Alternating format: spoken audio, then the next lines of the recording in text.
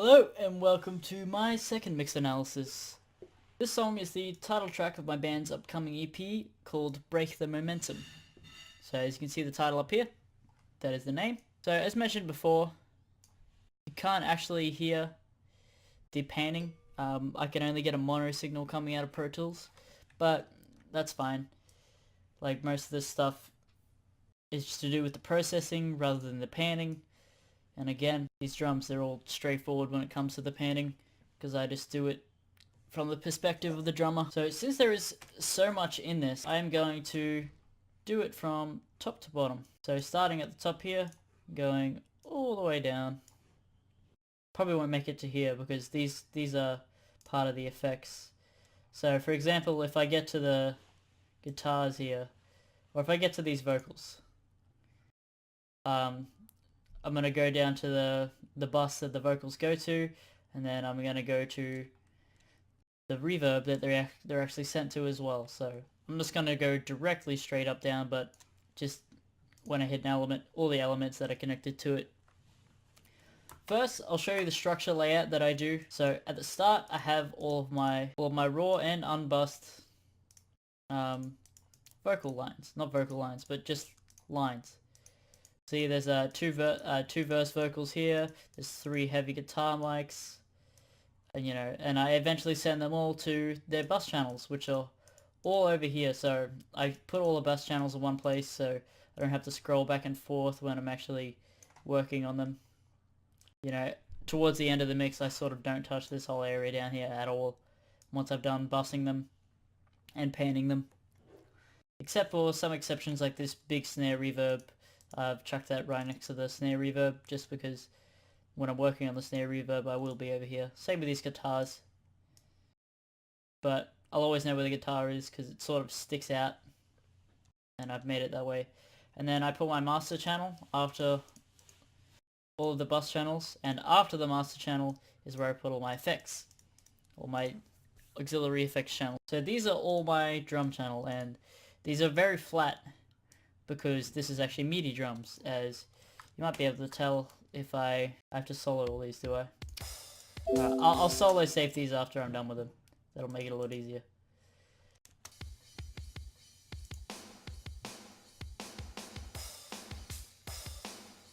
Yeah, it definitely sounds really synthetic when you listen to the drums by themselves, but the way I mix them sort of makes them sound realish. But here we have the crash. So that's the top one.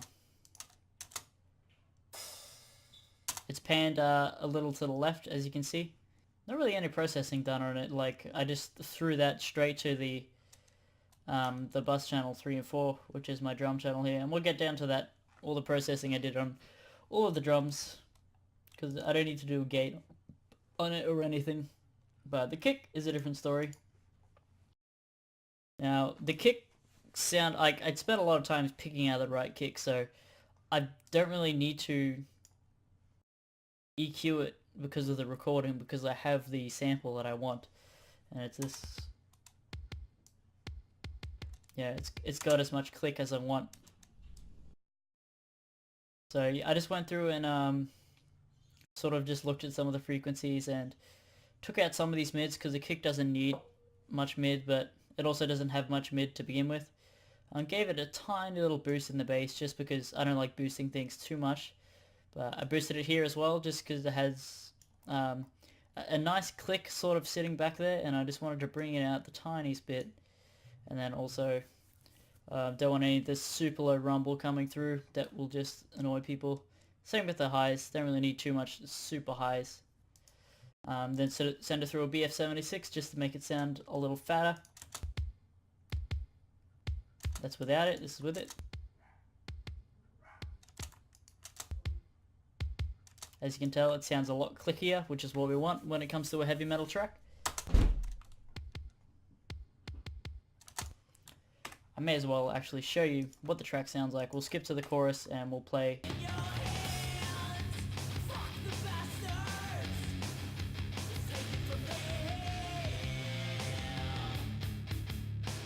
Went straight to the explicit part.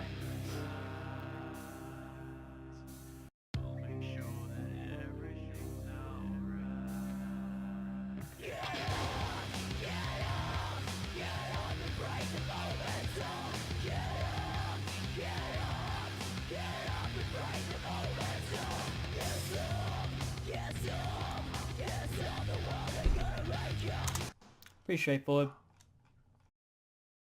Alright, so that was the kick. The kick is going through aux 1, and this is the only one that I didn't name for some dumbass reason. Yeah, aux 1, okay.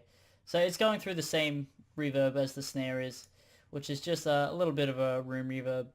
A little bit of a larger room than normal, just because I like having the big sound when it comes to this track. As you can tell by the snare itself has a reverb like in the sample. Just made it so none of the weird low end is coming through and echoing and just drowning out the whole low end. So I like EQing my reverb like this pretty much all the time. It's my template, especially this 2 to 5K area. You can get some very large build-ups in the ringing area. Yeah, here we have the splash. Just put a 1 band on this just because I want to take out all of the unnecessary frequencies just to clean it up and leave a lot of room for everything else. This crash is different. I use this crash a lot because this is my... I use more of crash than I use hi-hats in my songs, so...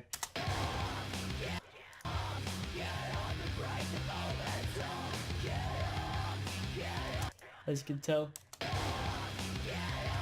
So I just put a BF76 on it just to bring in the hits because it goes... So it's not just the same sample. It's sort of got some velocity to it, so I want the high velocities to really show through. And again, like just before, taking out all the unnecessary frequencies. Hats. I mean, these hats weren't really too much. They weren't a big part, so I sort of kept them the way that they were and just left the EQing of that up to the bus. Okay, my big snare reverb. I'll bring my snare up to here. I'll do all these 3 at once. First, I'll skip to the place where the actual the snare reverb, the reverse snare, and the big snare are coming through. It's right here.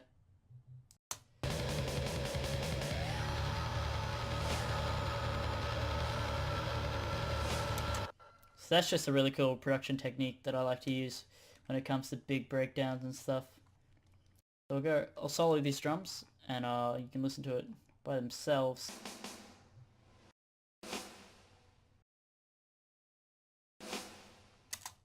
So even without the reverse bit, the big reverb sounds really good. So I just did that by printing that reverb sound and reversing it and then placing it in the appropriate areas.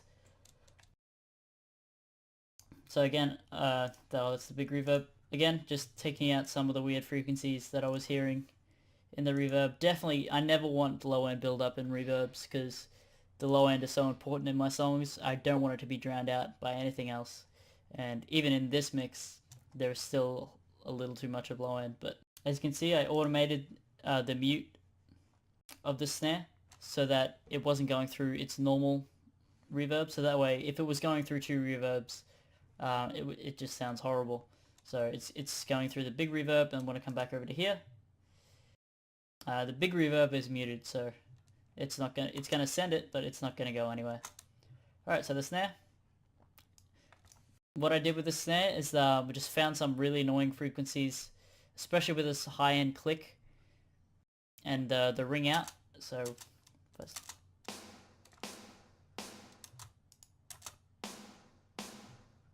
Yeah, I wanted to eliminate some of that ring, the self-reverb that it has on it. And I did that quite well, so it was sort of poking up in these 3 areas. And then I wanted to dip the 1K area just so that it leaves a bit of room for the vocals. So these toms, I don't actually use the toms too much. Yeah, I try not to use the toms way too much. Like, I would now because I have much better samples, but these ones sounded really synthetic. So I sort of kept them into the back of the mix.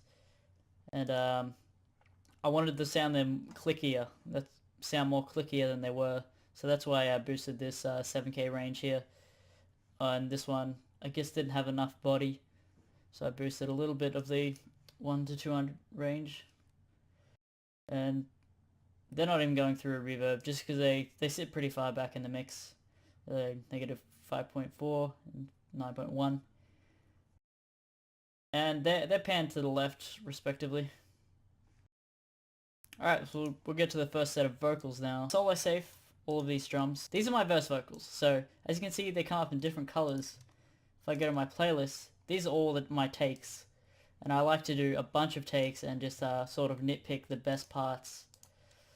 And like with all my vocals, almost all my vocals are layered. So we have this top main one, and then the one below it is a different take. Sorry about that. So the one below it is a different take, or a set of different takes, so that it just sounds, if I go over to verse vocals and I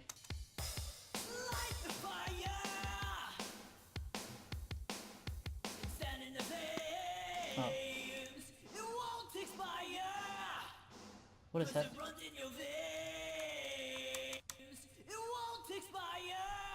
So that's what it sounds like with one. If I do it with two,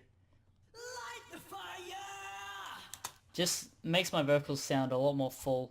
So this second line is actually, as you can see here, is taken down a bit, so it doesn't sound like two people speaking at the same time. So the second one is sort of just is giving a little bit more fullness, and it's panned a little to the left just to make the voice sound wider. We'll go down to the processing that is on those vocals that I could actually probably do in the other one. Here we go. So if we go over here, these are my verse vocals. This is the bus that they're going into. So yeah, this is just sort of the basic vocal processing. Don't need any of this low end again. I want to clear up that low end as much as I can. Wanted a little bit more clarity. I was using a pretty warm mic in the AT2050, I think. So I wanted just to boost that clarity up a little bit. It was a little nasally as well, which is why I took out this sort of 200 area.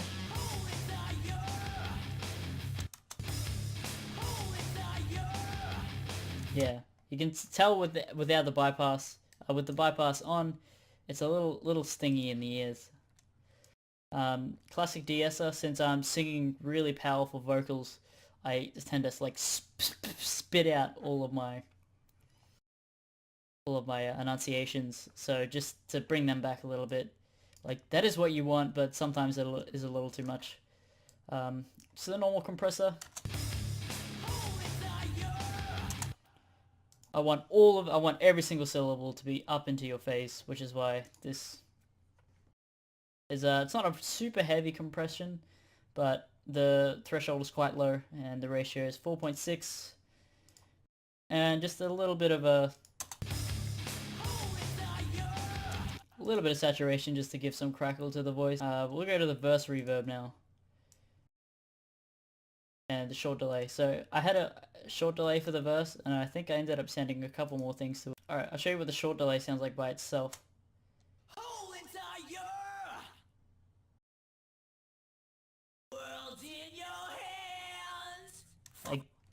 Again, just doing a lot of effort to make it sound like a really full voice. Girlfriend's calling. Okay, bye. Bye. Okay. Yeah, as I was saying, just trying to make the vocals sound as big as possible, so that's why I also got this reverb here. Quite a large reverb, especially for a vocal, but I'm a big fan of reverbs.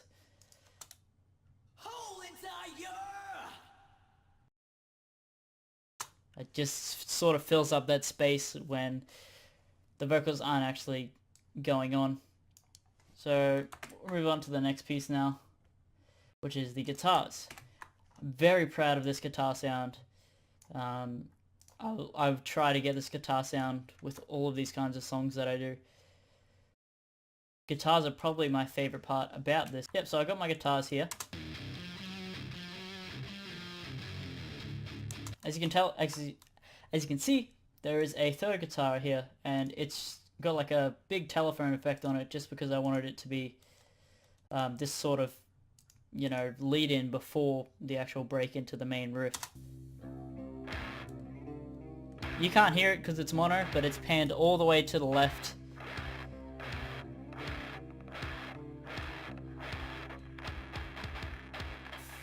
Now it's panned in the middle, but it's still got the telephone effect. And now we've got my two guitar takes panned all the way left and all the way right, just to give them that big fat feel. Super fat, baby! Now, oh my god, I don't even know. Maybe I was just really OCD with how I wanted the slope to be, but I didn't want too much low end here. Like, these are very low end guitars, but I also used the bass to sort of hang on to the back of them. But I sort of boost this 200 to 500 area because that's where I want these guitars to be, and not sort of lower than that because I want the kick and bass to reside there and sort of hang on the back of the guitars. Dipping out some of these frequencies just because I want the vocals to be able to sit nice and not be drowned out by the guitars. And big fattener. I'm just gonna call this the, oh my god, BF. I didn't even realize. Is that what it stands for? Big fattener? I would not be surprised. I just blew my own mind. Okay, so BF76, fattening up those guitars. I'll show you what it sounds like with and without this here. Like, it does sound like it's getting a lot fatter because it's getting louder, but it's also getting wider. But you cannot hear that part, so we'll go on to these clean vocals.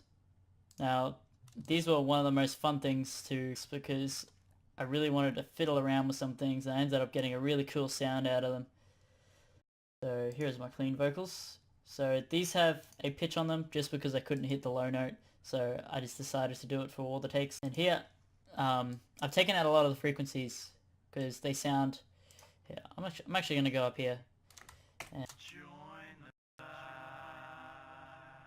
you can tell that delay. Actually, I'll do this delay first. It's clean delay. It's a left to right delay, and it's just sort of a really cool, very long delay, and I wanted it to sort of echo back and forth, left and right. I don't think you can actually hear it with the mono output, but it's going from left to right to left to right. And I've sort of, it's not completely telephone, it's got some bass in it, and some highs, but just not as much. I'll show you what it sounds like with, without this in the mix.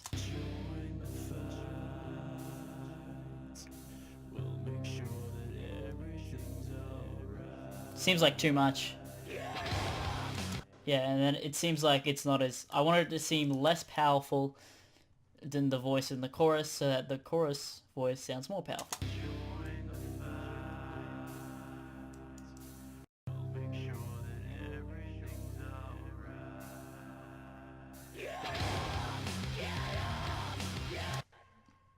That's pretty much it for that. I chucked a little compressor on it just so they didn't poke through as much, and then we got this bit at the end. Now,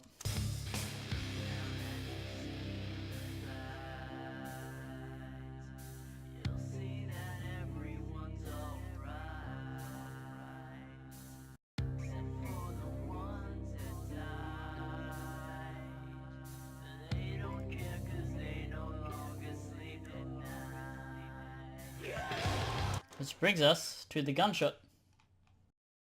This gunshot is just something I added to give a little more oomph into the chorus. For some reason there's a weird reverb going on in the back, but I'm going to ignore it. If I go here, way too much bass. It was drowning everything out, and just, so I just want that high clap just to, yeah, I'll show you what it sounds like with and without it. So it just gives a little more big hit into the chorus, and you definitely know that that is the chorus. So now we get into the big boys. My main vocal chorus and my screams. My screams I do so much processing on. As you can see here, 5 of these, 5 sends. We'll get to that soon. Right now, I'm focusing on the chorus. These by themselves, they're put pretty far in the back, to be honest. They're way far in the back. Just because I want the scream to be the main part. And they got a chorus on them. Not even as a send, but on the actual chorus. Just because I wanted them to sound... I didn't want them to sound like a main big vocal. So they're sort of just as a little spice. as you can tell, right there by itself.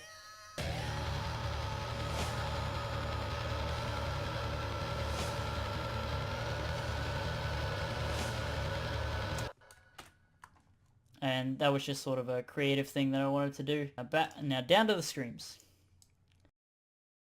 The screams have 3 layers on them, just because they sound so much better when they're like that.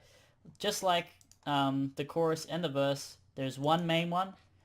There's one that is a little bit quieter and is panned a little to the left, and one that's even quieter and panned all the way to the right. So it's not three tracks going all at the same time at the same level. It's sort of, you know, just layering it down to sound like just one. The goal is to make it sound like it's one person rather than 3, but you know, it just helps them sound super huge. Now, if I go, I'll tell you why this needed so much processing. Bit of solo as well.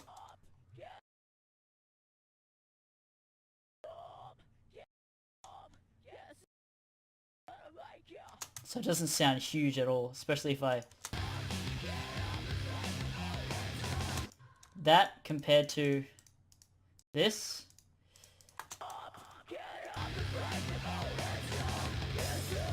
Takes a lot of processing to make these screams sound super huge and big, which is the way that I like it. And I think I compressed them 3 or 4 times. Oh yeah, and there's a parallel distortion that I'll get to in a second. But no processing done on the actual tracks, so it's all done here at the screams.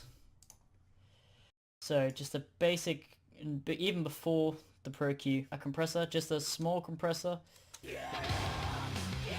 The threshold's quite high, it's still a high ratio though, just because I want to tip it off. And then, since screams are a very unnatural sound, you really do need to EQ them a lot. Actually, I'm going to solo them.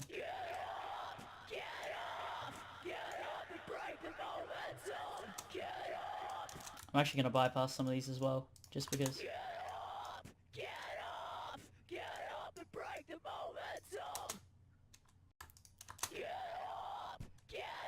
Yes, it sounds a lot uncleaner when I bypass this. Because, yeah, that low-end muddiness was actually the main part I wanted to take out. And then it's just some weird frequencies here that didn't sound great.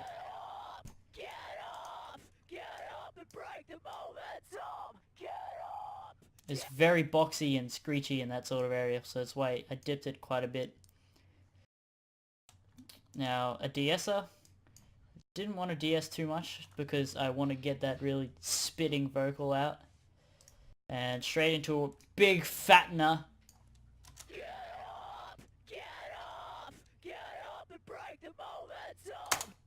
Really makes the enunciation come through. It sounds like he's really belting out those vocals. I say he, I mean me, but... And then I chuck a saturator on it. It's probably one of the main parts. Just to give it that big scream crackle that is really good.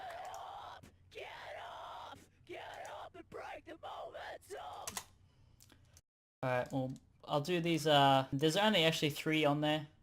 Or 2. In the verse, there's only 2. There's the scream verb and the scream delay, which are... Here. So here's the scream delay. It's a very long delay.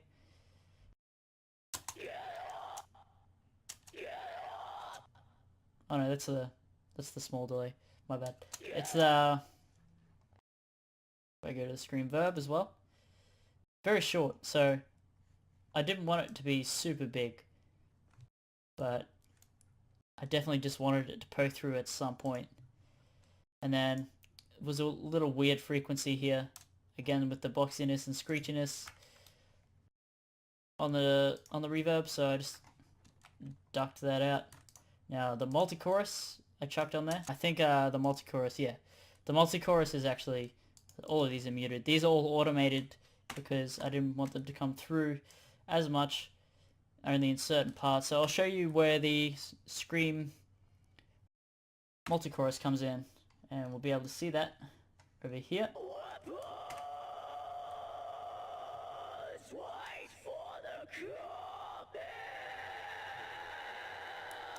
So you can't hear the stereo wideness that creates, but it's definitely there just to create some extra flares in this bit that is building up to a big sort of drop.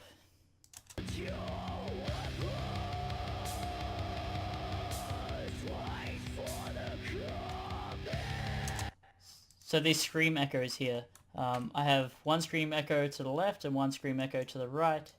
As you can see, that these are panned, and this one is a full bar after, and this one is 2 bars after, just because I wanted them. That's when I wanted them to start screaming right here, where the scream sort of goes into a yah sort of sound.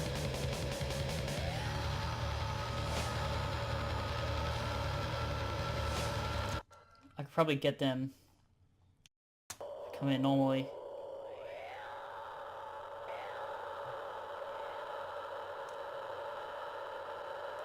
Yeah, and eventually with all those effects it sounds like there's 100 people. So that's the screams. So I grabbed that scream and I printed it onto another track, and on this track I saturated the absolute crap out of it. If I solo it, and then I use that to sort of give an extra crackle to the screams,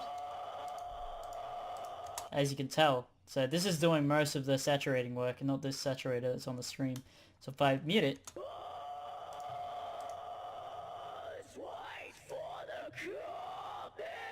it's really giving it a lot of that rowdiness that brings forward. If I actually duck it down,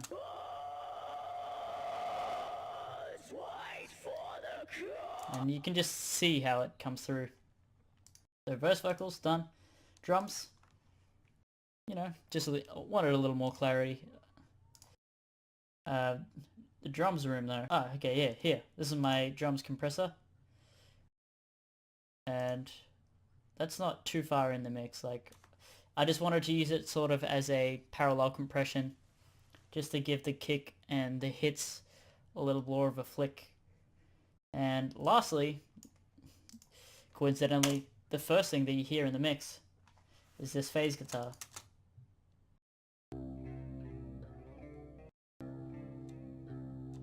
This is the first thing that I wrote with this song, so everything's built off this, because it was just so cool, in my opinion. All the effects are done on the amplifier, so it's got a chorus on it, and all the EQing is done on the amplifier, so I didn't really have to do too much, except just make it sound a little cleaner.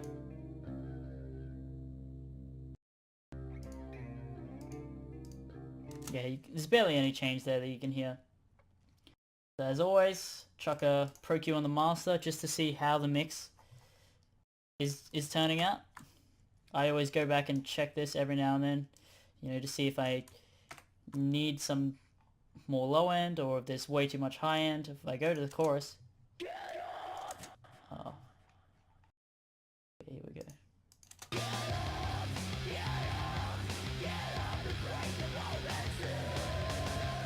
This is exactly what I want. I want just as much high end as low end, because they're the two main parts. There's not as much level in the mid, but there is enough, and this is the way I like it because it leaves so much room for the vocals to actually poke through and do what they do.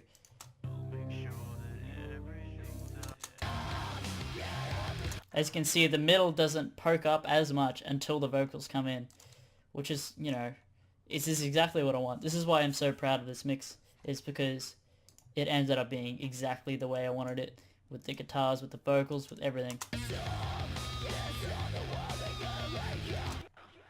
Lastly, I'm a really basic masterer, so I don't put 0.1 on the Maxim. And I didn't want to dip it in too much because it's pretty clear and it's already as distorted as I want it, so yeah,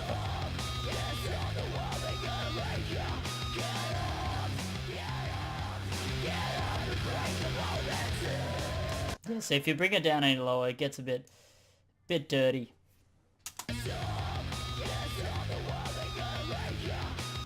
Should probably put the Pro Q after the Maxim.